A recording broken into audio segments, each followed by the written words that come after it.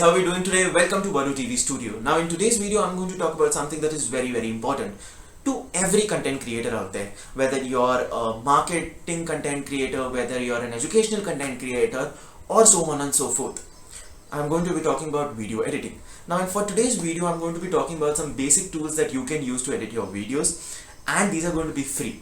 Right? So today the main tool that we are using is DaVinci Resolve. Now DaVinci Resolve is free to download and you can find all the links down below, including the sign up link to Vadu TV.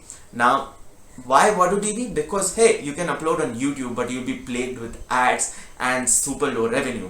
Instead, you can watch our videos, upload your videos on Vadu TV and earn more money. That's right? So make sure that you're signed up and let's continue with the tutorial now. Hey guys, how are we doing today? So like I told you, today I'm going to show you how to edit videos on DaVinci Resolve, right? So today only the basic things will be taught to you, but there are more videos on advanced editing tools that you can use coming up. So make sure that you subscribe to the channel for the same, right? So let's get into DaVinci Resolve now, right? Okay, so before we begin, you must know that to have a good video editing experience, you need at least 8 GB of RAM and a decent processor. So make sure that you have both, and make sure that your laptop is not in a cramped up space and has adequate battery power, because this is going to consume a lot of battery, right? So as you can see, it is just starting up right now, and yeah, it does not take that long to start up, though I have 16 GB of RAM on my PC, right? So now what we're going to do is we're just going to create a new project here, and we'll type in example for video editing, right? And this will open up your workspace. So now here below, you're going to find the various facets of working on DaVinci Resolve. Today, we are just going to use a cut page, right? So this is called the cut page. This is the most easy page to use for a beginner who's just learning video editing, right? So let's get started, right? We'll first import some media here. So as you can see, there's a lot of media here, and I'm just going to use one of the tutorials that I made for our Vadu TV Studio, link for which will be in the I button, right? So once we click here, you'll be asked this, change project frame rate. Make sure that you click on change, because not every time is your timeline set to the video you're importing and its frame rate. So this will automatically change the settings according to that, right? Once you have done this, you'll see that your video is imported here in the master column. You can also create folders inside of this media area simply by right clicking and creating a new bin. So once you create a bin is like a folder, so additional files can be added here. This will have no impact on your video or processing power per se, but it will make things a lot more cleaner, right? So you can do this. Now all you need to do to start editing your video is drag this media file to your timeline here, right? And as you see, automatically your timeline was dragged. On the right, you're going to see the inspector video, where you can easily change everything about this video directly from here. Let me show you how. So for example, if you want to zoom into the image, you can just do it by dragging here, right? And you can zoom out that easily, right? So let's get that going, right? Also, I'm going to tell you about some very essential features. We're not going to be discussing advanced feature right away, right? So let's say your video, you're going to edit the video later, but you need to check the audio, and you find that the audio is not too loud. So you go to the audio panel here and you just drag this to the right hand side and your audio will be increased. You can also change the equalizer, but this is a bit advanced, so I will teach that to you later. Now coming back to the video, in the transform tab, what you can do is you can actually zoom the video and then change the position. So here what happens is, let's say you just want the viewer to focus on something, you can just zoom it in. But a lot of times the center of the video is not where you want the focus to be. So what you can do is you can change the X and Y coordinates of the center point from here. So only those things will be visible in the frame. You can also use smart frame. If you have a certain object or a person in the frame, you can just reframe the whole thing according to the movement of that individual or the object. So that is also very, very cool, right? It takes a bit of time, and this feature especially requires a lot of processing power. So make sure that you know that. Now it comes to cropping. Cropping may seem something like the zoom feature, but it actually isn't. So in the case of cropping, you're actually making, cutting the video out. So if I crop it, I am not going to have that portion of my video anymore. In case I zoom it, it's still there, and you can again zoom out at a later stage to show that part of the video. Here, you've just cut that part out, right? What is dynamic zoom? A lot of times you must have seen, these famous YouTubers having the camera come close to them and go out, right? That is done using dynamic zoom. So if we scroll a little ahead and I click on dynamic zoom, you'll see that the image is zoomed in, but after a certain point you'll see that this image starts getting zoomed out slowly without causing a stutter or without feeling too jittery, and by the end of the video you'll see that it is fully zoomed out, right? So that is being done automatically by your editing software. You don't need to personally do anything. If you had to do this, you would have to create small frame animations and do this, right? Now going ahead, we come to the composite mode. Now this is something that is advanced, and I will tell you later. This would require green screen, etc. So I will tell this to you later. As far as speed change is concerned, this might seem a lot more difficult to people. Instead, you can use this, right? This is also a smaller version of the inspector window, and what this does is it allows you to use the same thing without having to go through much more complex looking tools, right? So here, this is the speed tab, and in comparison to this speed tab is much more easier to use. If you swipe to the right, you're going to increase the speed of the video. If you swipe to the left, you're going to decrease the speed of the video. If you go minus 100%, you're going to reverse the video, right? After that, talking about stabilization, this is pretty self-explanatory. All you have to do is click the stabilize button here and your video will be stabilized. Now, in this specific video, stabilization isn't really required, right?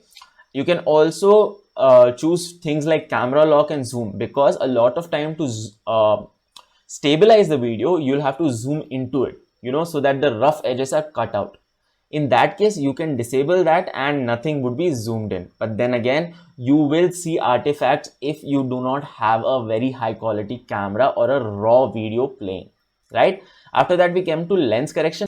When you talk about video shot from a camera which is a very wide angle, you can use the lens correction feature, wherein the software will automatically analyze your video, right? Now if I click this, what it's going to do is it's going to analyze the video, and if it finds that it needs some level of correction, as you see, it automatically corrected itself. If it feels that the said video is a bit too curved or a bit too wide, the software will automatically correct it like it corrected itself here, right? Talking about retime and scaling, this is again an advanced feature, and I'll be telling you about this at a later stage. Now coming to something that everyone loves in their videos, titles and transitions. Now that is something every video content creator needs to know how to use. So what we do in this case is, there are already pre-existing transition packs and title packs in DaVinci Resolve, plus some extras that I have added, right? And the way to use this is, you're going to find these various transitions here, all pretty self-explanatory, plus you are going to see, if you applied them, how they will work out in real time here, just by moving your mouse cursor on them, right? So now what we're going to do is, we're going to cut the video a little and add a transition, right? So when you cut the video a little, you need to use the small scissor here. First, select the video on your timeline, click on the scissor, and your video will be cut. Now to put a transition, there has to be enough elements on both sides, right? So that they can be used in the transition. Now what we need to do is, we need to click in the middle where we have placed the cut, right? And if both the sides are red, that means you need to drag the right side a little ahead, and you need to drag the left side a little ahead like this, right? And now if you will see that both sides are now green. When both these sides are green, that is when you can apply a transition. So here we apply a transition, and as you can see, the transition is applied, right? So it's that simple. Is just drag and drop on this software. Now talking about titles, right? So as you see, I have a lot of titles, and some of them are pre-included, like this flip up lower third is pre-included, and it is mostly the pre-included ones are pretty easy to use and mostly useful for most of the people, right? So once you drag and drop this on your timeline, you're going to see you get another set of inspector settings. Now this is for this specific element, right? And in this, you're going to get the option to switch it on and switch it off, obviously. Then you're going to get the option to edit the text, right? So let's say video example, right? And once you edit the text, you will see that the text has been applied and your dynamic title is right here, right? So it is that simple, it is that easy, right? Now you might be thinking, why isn't this guy talking about the effects? Because the effects in DaVinci Resolve aren't as straightforward as they are in Adobe Premiere, right? So to know about them, I will be creating a specific video, so make sure that you have subscribed to the channel. Now you must be thinking, what if I need to add another thing, another element to, let's say, the start or the middle? Now the reason why I showed you the cut page is because in the cut page you can add anything and it will just snap, right? It has something like a snap-on feature, and let's say I need to add certain things ahead of the start point of the video, right? So now since this is a lower third, it can only be added like this, right? But let's say I have a full motion image kind of a thing, right? So as soon as I drop it in at the start of the timeline, it automatically creates a space for this video to be put in here, right? So as you saw, it can easily be done on DaVinci Resolve, right? And it is basically drag and drop, and automatically the timeline would be adjusted according to whatever elements are there and you are trying to fit. This is not the same thing that happens in the case of Adobe Premiere, so you must remember that. But another tutorial for Adobe Premiere is also coming in. Now let me show you. If let's say this part I have to put in front of my video, right? Cut it on two sides, right? Take it away. And now let's say I want to place it here, and done. Now the middle of the video is right at the start of the video. So it's that easy to do. It's simple drag and drops, and it's simple drag and drops only on the cut page in DaVinci Resolve. So you need to remember that. That's why I said it is the easiest to use these things.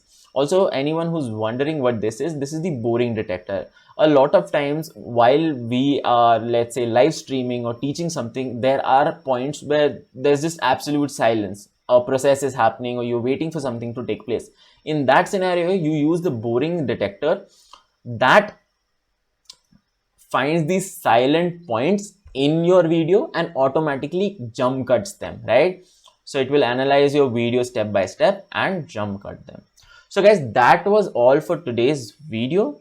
No, wait, we still have to export the file, don't we? Right? So what we need to do to export the file is much simpler. Click on the quick export button here, right? And you're going to get various options.